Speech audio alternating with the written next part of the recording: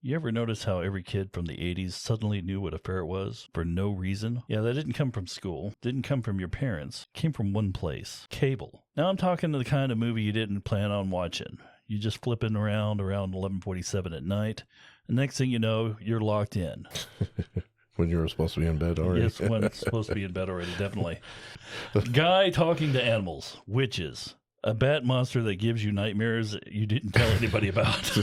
Yeah, this movie it had everything. And somehow 2 ferrets stealing the whole show. I don't know who decided this was a movie that we all needed, but I do know this. Nobody remembers going to the theater to see Beastmaster, but everybody remembers watching it over and over and over again. See, this just wasn't a movie. This was a cable loop. A fantasy epic that lived somewhere between, is this Conan, and why am I still watching this? But deep down, you already know the answer, because if you saw it once, you watched it 50 times. So grab your sword, keep an eye on your ferrets, and try not to think too hard about the bat creatures. This is what we saw on Stolen Cable. Beastmaster. Beastmaster. Beastmaster. We all knew somebody who had ferrets because of the Beastmaster. The name of the movie is kind of a little bit of an overstatement. Why is that? Hey, was he really a Beastmaster? I mean, he's master of like 4 animals. If you call it Beast Buddy, it doesn't really have the same ring to it now, does it? No, not at all. He did fend off that bear just by kind of looking at it and pretty much, I guess, willing it to go away. He Aquaman the bear. Yeah. But, I mean, you'd expect a Beastmaster to show up with, like, flock of birds and... Well, this is an origin story, so he's just getting started. All right. But he does know how to rock a loincloth. Yes, he does. Yeah. All right, everybody. So this film came out at literally the same time period as Conan the Barbarian. And we've talked... Those fantasy, barbarian, warrior type movies were really in at the time. Those were super popular. This was around the same time as He-Man and Masters of the Universe. Yes, and it gave us unrealistic expectations of what men's bodies should look like. Absolutely. Because I remember watching this, and of course, like I said, it was the exact same time period as Conan the Barbarian when it came out. But this one, they were both on cable at around the same time, because I don't think anybody saw So you have Conan, who's played by Arnold Schwarzenegger. Mr. Olympia. The literal Mr. Olympia. Several times over bodybuilding champion. As little kids looking at this as a real strapping man looks like. That's the average. That was like the standard. That was Yeah, you work out a little bit, you're going to look like Arnold Schwarzenegger. That's just the way things are supposed to go, right? So I remember seeing the main actor in this, Mark Singer, and I remember watching it as a kid going, man, this guy is scrawny. Yeah. It's kind of like because you're comparing him to Arnold. Yeah, you're always comparing him to Arnold Schwarzenegger, and it was the same way with the Masters of the Universe movie that came out. Yes, where they had Dolph Lundgren on that, and the from the cartoon show and from the action figures, the guys are massive, and then you got Dolph Lundgren, who when you watch it as an adult, you realize just how fit he had to have been, but as a kid, you're like, who's this skinny guy that they got playing? Yeah, what's the small guy playing He-Man?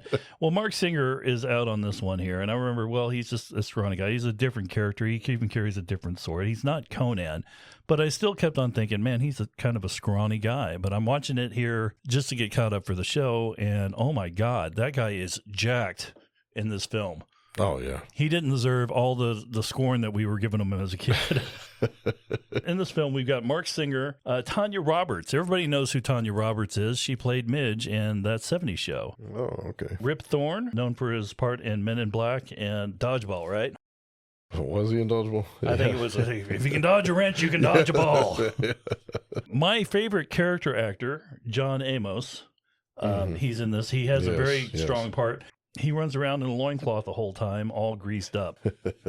And I believe he is actually the inspiration for the character Panthro in Thundercats. Mm-hmm. Yeah. Okay, that makes sense. If you pull up the 2 photos of Panthro and the character Seth from Beastmaster, there's a lot of similarities there. Definitely. I can see that. Those are pretty much the main characters in the film. This is one of those ones that was on all the time, and it was always edited for television. Yeah. And then you're sitting there and you're watching it as an adult because you bought the Blu-ray or the DVD. Surprise breast in the film. I did not know there was so much breast in the film. Well, that's not so much, but you know, Yeah, there's more than you'd expect, I guess. Yeah, any more than none was a lot. I was actually surprised. Tanya Roberts actually goes topless in this. Yes, for a little bit. And so that was Donna's mom. like what we were like we were talking about before in previous episodes. That was kind of a staple of the 80s. There had to be at least one scene that had a little bit of topless female action in there. Why, even if you got into the PG-13 films, they had a lot of side boob. Yes. Which I don't know why side boob seemed more scandalous than just regular cleavage. Maybe because you could still see that on regular television. Cleavage on regular television. Oh, then again, you had like Dynasty and stuff like that where they were doing side boob all the time. Mm-hmm. That was a big thing. Side boob. Yeah, because regular cleavage you can see anywhere, but side boob that's special. That's a part of the breast you don't usually see. I mean, if you can't do full topless, then yeah, the side boob is a little bit of a change up. I was telling you this earlier. I was like, I don't understand why the nudity in these films that have been edited down for television is so shocking to me as an adult versus, where they have extra graphic scenes. They show extra graphic scenes. They're like, oh, I don't remember that. No, yeah. Someone got their head cut off. I didn't even realize that. Yeah. You throw some random breasts in there. You're like, oh, hey, boobs. Huh. Yeah, whoa, there we go. Was not expecting that. What? That's not very essential to the plot. Maybe that's why. It's kind of just thrown in there at you. You're like, oh, hey, huh. This is a fantasy film. I was watching it. I don't know why. I watched it last year and I was like, oh, that film didn't hold up. And I was watching it again the other night and I was like, what was I thinking? This movie definitely holds up. No, I think it was a solid film. I can see what you're saying as that, looking at it through the eyes of an adult versus a child's eyes, it hits different. Yes, definitely. But, I mean, there were parts of the film that were, I noticed some weird things that I didn't notice when I was a kid. So, this is a fantasy sorcery film. Mm-hmm. And they have a part in the film where they steal a child from the womb of a mother and they bring in a cow to transfer the baby through magic so they can open up the cow later on. Yeah. All right. So you watched the film here recently. Did you know anything odd about that? What do you mean? What are you hinting at here? Well, it should have been completely obvious. They brought in a castrated bull. It wasn't a female cow. No udders. Yeah. I was like, where did they transfer the baby to in the bull? Well, who knows? Maybe it's all magic. Maybe they're just gonna feed it to the bull. I don't know. Well, they cut him out, and then they were supposed to sacrifice him with a knife. That's true. All right, this film is actually really good. The sorcery in it, the special effects and stuff that they do is really great. It's all practical effects from back in the day, so yes, they do the standard where you're throwing something and it comes back to you. That seemed to be a staple of the 80s, where you had to have some sort of boomerang. Yeah, some sort of boomerang type of weapon. Another thing from the 80s is the quicksand. Oh, yes. Yes. Something that we all thought was going to be like some peril that we would definitely be facing at some point in our lives. Yes, there was always quicksand. You had it in the TV shows. You had it in the movies. Yeah. This was actually one of the better depictions. I am actually disappointed that I've never actually faced any quicksand peril in my life. Well, I'm deeply relieved that I've never. You know what the problem is, right? No, the problem is that we were so set up for it.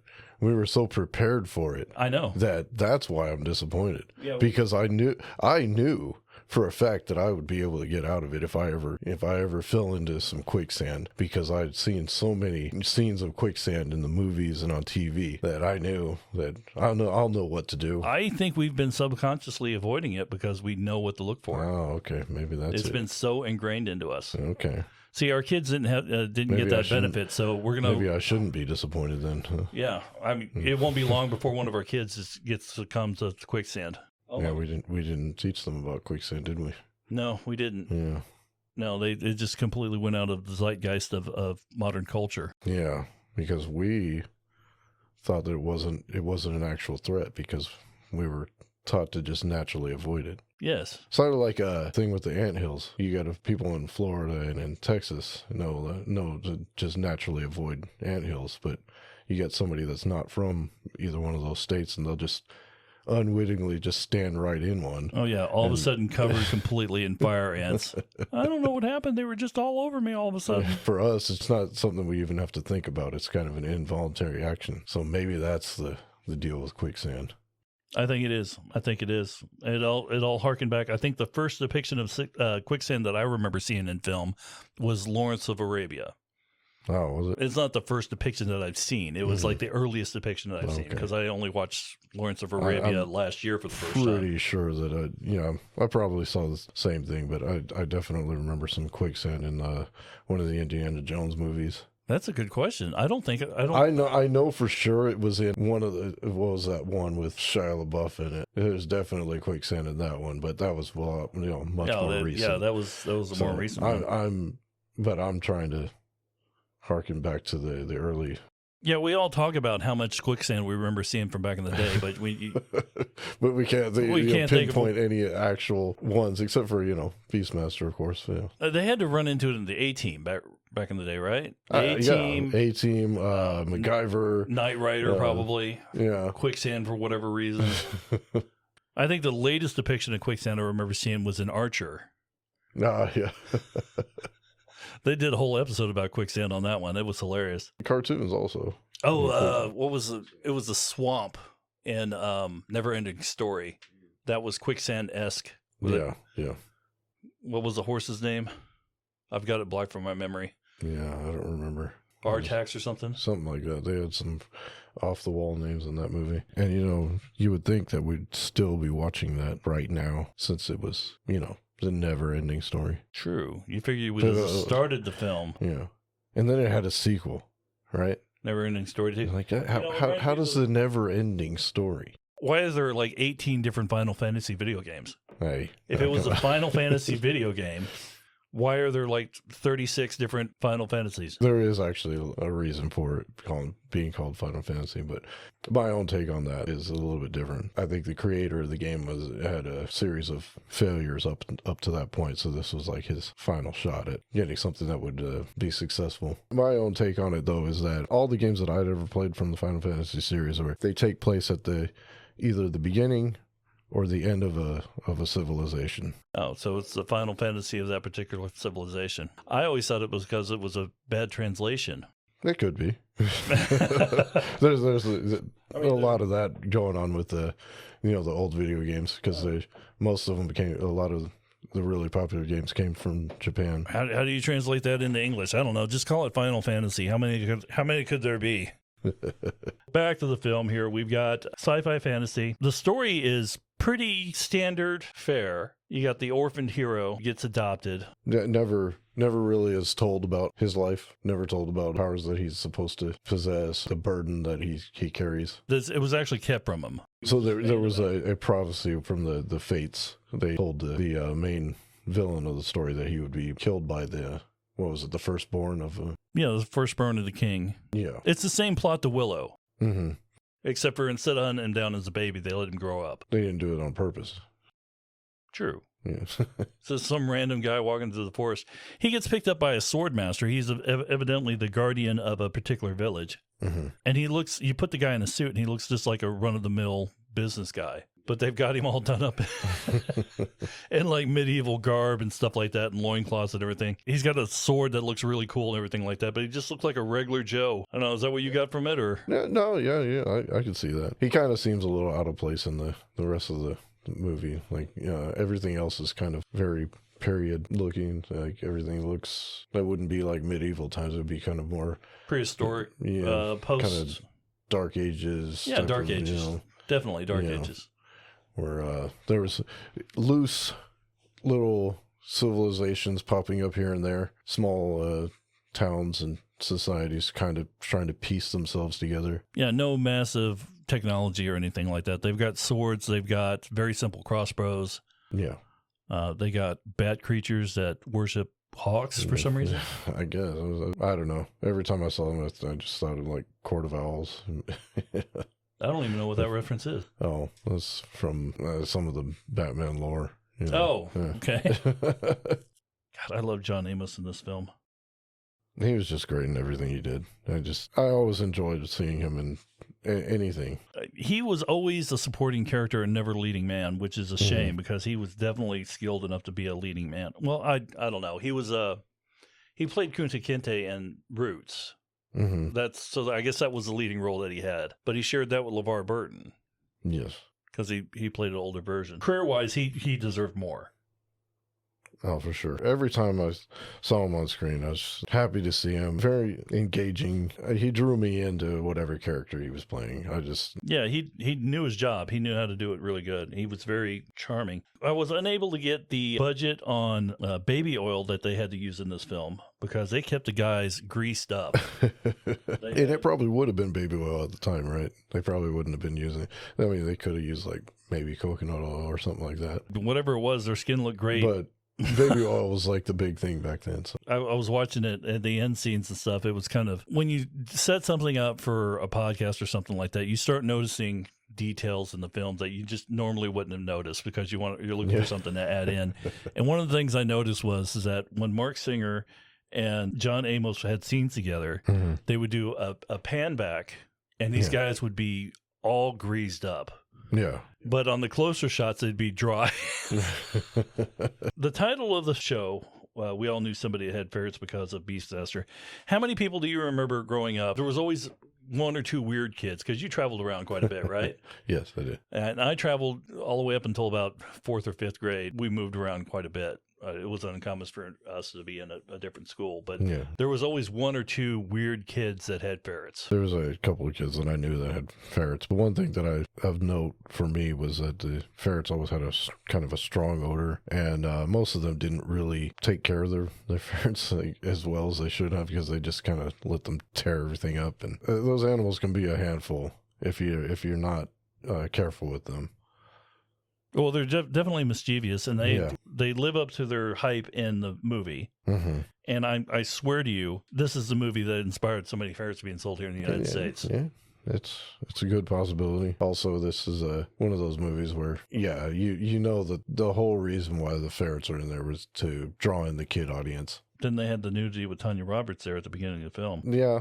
That's true that's in there, but at the same time, I don't really see the ferrets having that big of a role if the movie's supposed to be geared mostly towards adults. I mean, you had the ferrets and then you had the hawk that he was seeing through. They have a depiction of Beastmasters in Game of Thrones. They're called wargs. Oh, okay. And you're getting a lot of the same effects. They evidently got the effects and everything like that from Beastmaster, where you're seeing through the animal's eyes and stuff like that. So that was kind of an interesting thing too. They didn't really he mentions it a couple of times in the movie, but you don't really kind of see him using that power that much, or where the animals are able to see through his eyes and he's able to see through their eyes. It was more like what you would see in Justice League with Aquaman talking to fish. He would just tell the animals to do something, they'd go do it. For the movie, it just seemed like he just had kind of a well-trained animals that followed his command rather than animals that were on a certain wavelength with him. Yeah, and hats off to the animal wrangler, the animal trainer in this, because they did an awesome job. They're actual animals. Yes. They've got a black panther in quotes, and it's actually a tiger that they've dyed black. Yeah. My wife was doing research on it because she was kind of curious. Apparently, there was some uproar about dyeing a tiger black for the film, but he didn't seem to mind too much. He seemed to be having a good time. Well, there's a reason for that, right? Why is it? Because tigers are easier to train than panthers. So. Well, yeah, you don't want a murder cat on the set. So that's another great thing about this movie. If they attempted to do another movie like this, or a reboot or remake or what have you, which, we have our own opinions about reboots and stuff like that. But if they were to attempt a movie like this today, the animals would be CGI. They more than likely wouldn't actually have trained animals to play in those parts, which is sad. It is, but I think it's just the day and age and stuff we live. I mean, we can't even have a circus anymore because you get the activists out there that saying that the animals are completely abused. Of course, I didn't see it, but I never did the research behind the scenes, so I don't know for sure. All I know is that we lost something when circuses stopped being what they were, because I saw. Oh yeah. Definitely. I saw Barnum and Bailey back in the 90s, right after I got married, in about 97. And they were amazing. And then I brought my kids to go see them probably about 10 years ago. Mm-hmm. And it was a shadow of the show that it was when I first saw them. Well, when I first saw them as an adult. Yes. That is. But there's an art to animal training. Then again, you hear all these backstories and stuff on what they do to the animals, and they chain them up and they beat them and stuff like that. So you always hate to hear those types of stories. Some of them are true, some of them are way over exaggerated. But in any case, it is sad to see that the world of wild animals performing is it's a lost art.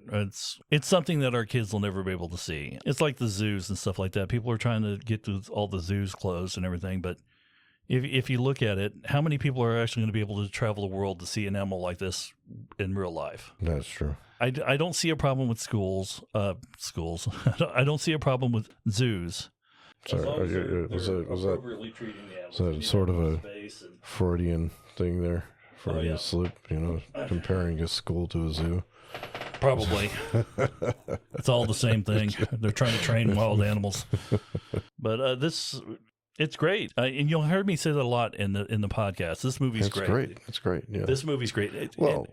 Because we are talking about movies that we like. We're not talking about movies that didn't really like, stuff like that. I mean, which maybe we will at some point, but I don't know. Name a movie off the top of your head that you didn't think was good. Off the top of my head, I don't know. There's lots of movies that I didn't.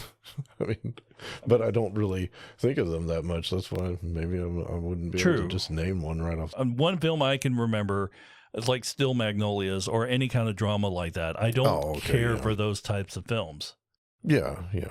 Well, especially when we were kids, we weren't going to be sitting there watching a drama, something emotional, unfolding, things like that. We were more into the action films and things that were going to be, we want to see fight scenes and people getting limbs chopped off and stuff like that. Yeah, we don't want to be sitting down watching My Girl thinking that it's going to be a nice fun time with Macaulay Culkin. Yeah, even though, such a good movie. That was a good film, yeah. That one and Bridge to Terabithia, they were both good films, but no, they're heartbreaking. But definitely movies that you watch when you're a little bit older. Yeah, don't watch those. They lead them up to be kids films. They're not. They're not kids films. You should be like in your 50s before you see those films. That way you don't cry as hard. Maybe you cry harder. Oh, maybe. You probably do. Like with Hachiko. You ever want to cry your eyes out watching that movie? Like a lot of people have that feeling about the movie Up. Yeah. If you cried it Up, you will definitely Hachiko will change your life.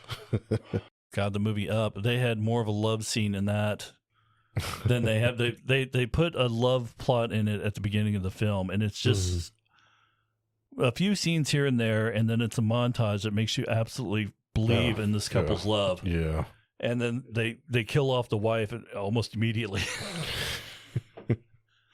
Terrible. Yeah. Well, you don't have that in this film. Well, I mean, his mom dies at the beginning because she dies at child ripping. I guess the sorcerer taking the child from her killed her. The father dies at the end of the film, but he's kind of a shadow of the man that he was. But, it's not characters that they really built up or anything like that. You're solely focused in on the Beastmaster. We know from the beginning of the movie that he is the one who's going to kill the main villain. And even though, of course, he's the main protagonist, so of course he's going to kill the main antagonist. But it's actually built into the lore of the movie. That's the prophecy is that he is destined to the end of this.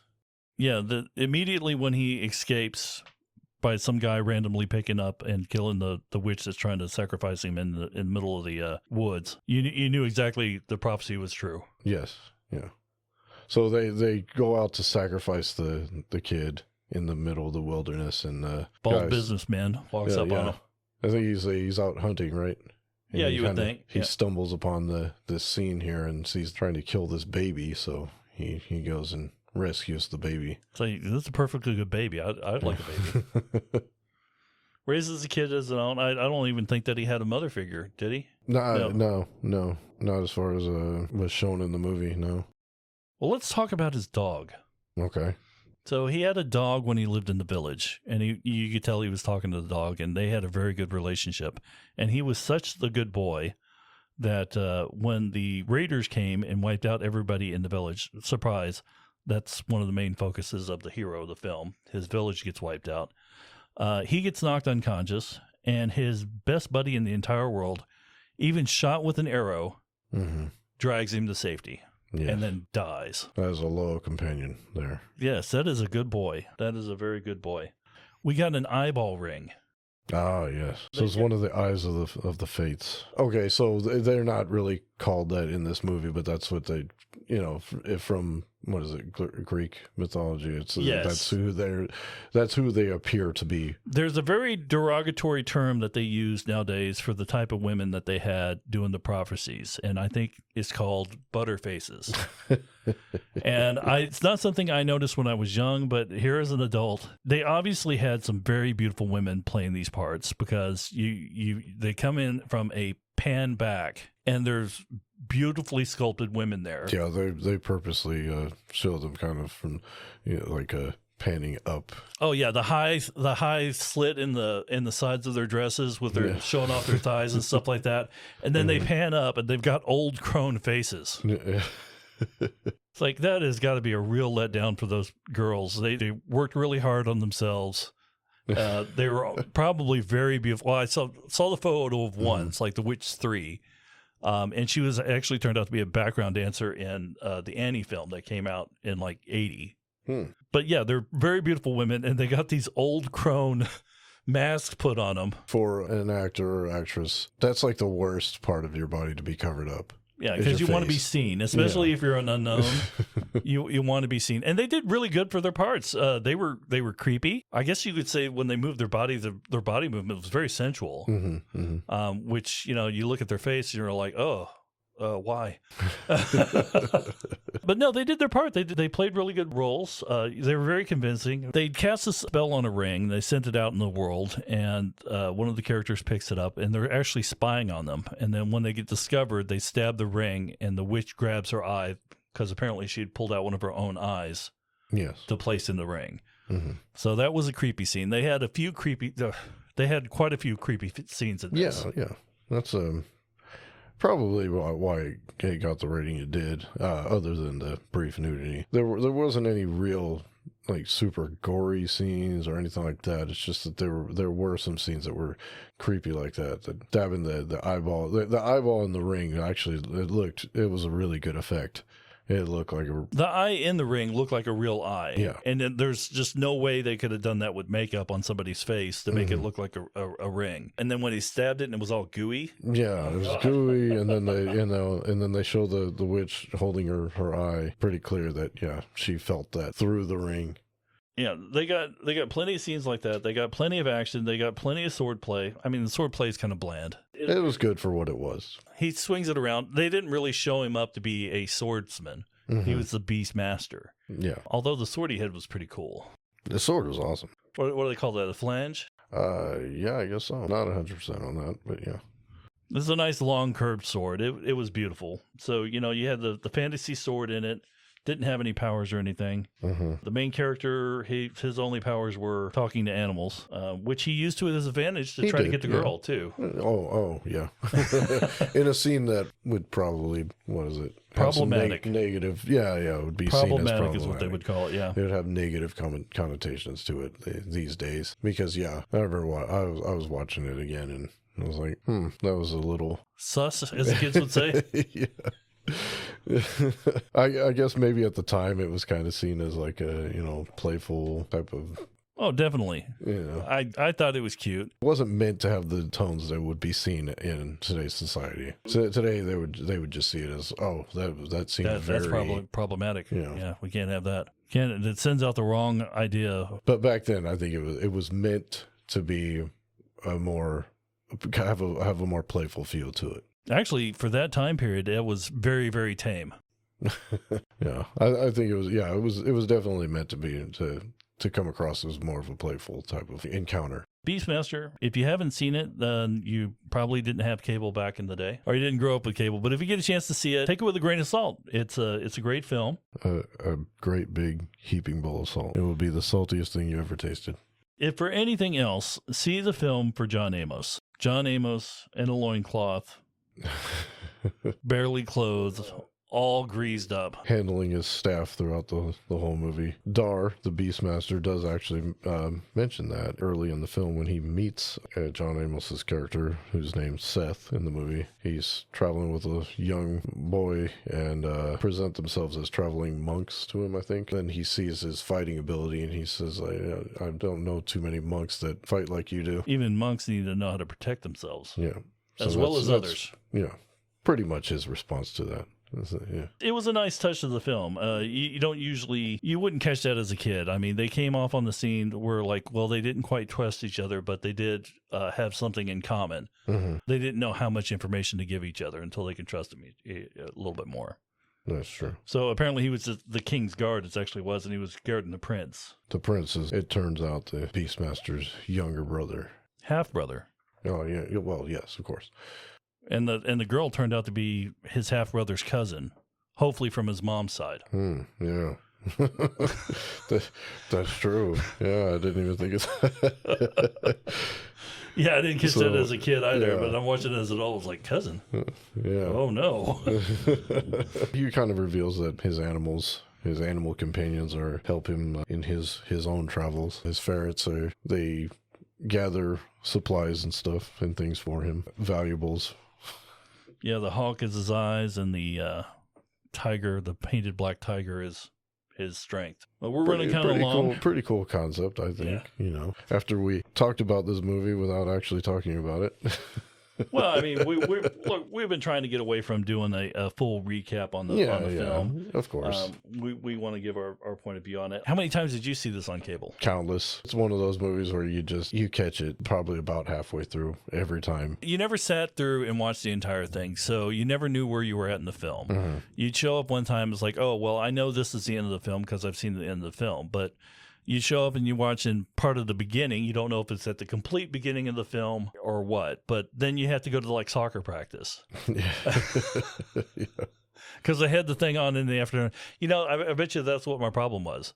Mm-hmm. So last year when I watched the film, I watched it in the middle of the night, and this year I watched it in the afternoon. Oh. Maybe my mindset has this is a Saturday afternoon film versus an evening film. Yeah, definitely the way that you would remember seeing it is, kind of flipping through the channels on a Saturday afternoon after the morning cartoons are over. This one and Tremors, which is a movie my dad absolutely loved. After he died and we went through his stuff, he had the entire collection. Oh, wow. I didn't know that. So he'd actually watched them so much they were the DVDs were wore out. Oh, wow. That So takes quite a bit to wear out a DVD. But we're running kind of long, so we should probably wrap up. And usually we recommend some sort of charity or something like that at the end of these things. We're not associated with any of these places. We just like to bring them up here in the end so people have a chance to help out. It's all part of the 80s vibe of doing a show and then saying something good at the end so you add a little bit of value to your product. This week, I would like to do like I've done in the past. I would recommend checking out your local animal shelters and see what you can do to help out there. If you feel inclined to volunteer at one of the shelters, they usually are very welcoming to any help that they can get. But another thing is talking about the ferrets. Definitely don't ever go and adopt an animal just because you see it in a movie or on a TV show or something like that. Some animals are a little more advanced in their care needs than just regular dogs and cats. So always look into how much care as particular animal needs before you jump into. Exotic animals, especially, even exotic breeds of dogs. I mean, because I do know there was a problem with Dalmatians when the 101 Dalmatians came out with Glenn Close, the live action version. People went out and started adopting all these dogs that had ingrained aggression toward them. Not all dogs are like that. Not all of the Dalmatians. I've known a few people that had some Dalmatians that were really, really sweet. But there was so problematic that people were letting them loose because they didn't know how to take care of them because they need a lot of care. Ferrets are the same way. You really got to keep an eye on them. They're constantly getting into stuff, and they do steal things, which like they did in the film. Yeah, and they will tear up your furniture and things like that if you're not attentive to all their needs. Yeah, they like to burrow and get into things. Just be mindful of that. But you've been listening to what we saw on Stolen Cable. This particular episode, we all know somebody that had a ferret because of the Beastmaster. I'm your host, Uncle Patches. And I'm Sinister Cinema. And we will not see you, but maybe hear from you later. Hey, leave a like or a comment down in the section down there because we're not getting a lot of feedback from you guys. Yeah. So until next time. Thanks for tuning in. We'll talk to y'all later. All right.